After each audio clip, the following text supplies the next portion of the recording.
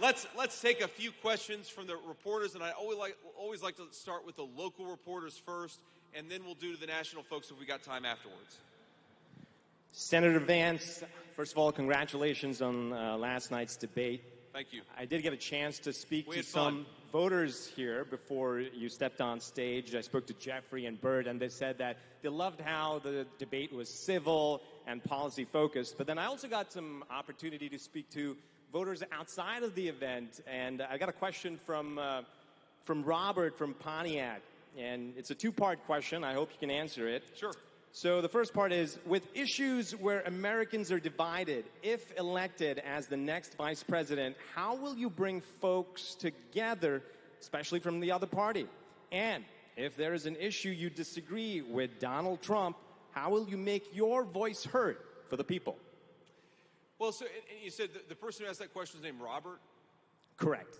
So my message to Robert on the first question is, look, I think that the reason this country feels so divided is because of failed leadership and nothing else.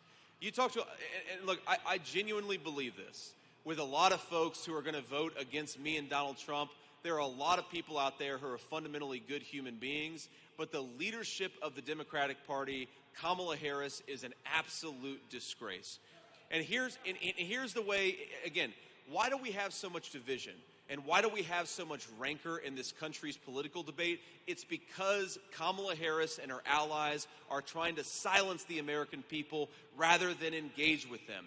When you try to censor your fellow citizens, when you try to shut them up, you breed division and hatred. Donald Trump and I are going to bring this country back together by encouraging the free exchange of ideas and this idea that our leaders ought to persuade their fellow citizens, not try to shut them up, which is what Kamala Harris wants to do. Open this country up. Open up the dialogue and open up the debate, and that is how you bring American citizens back together in these divided times.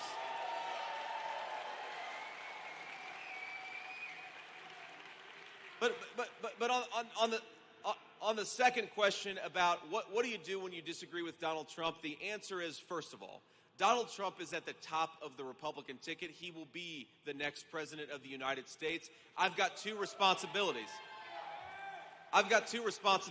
The first is to support the president in enacting an agenda that I believe is going to lead to rising take-home pay and lower inflation for American citizens.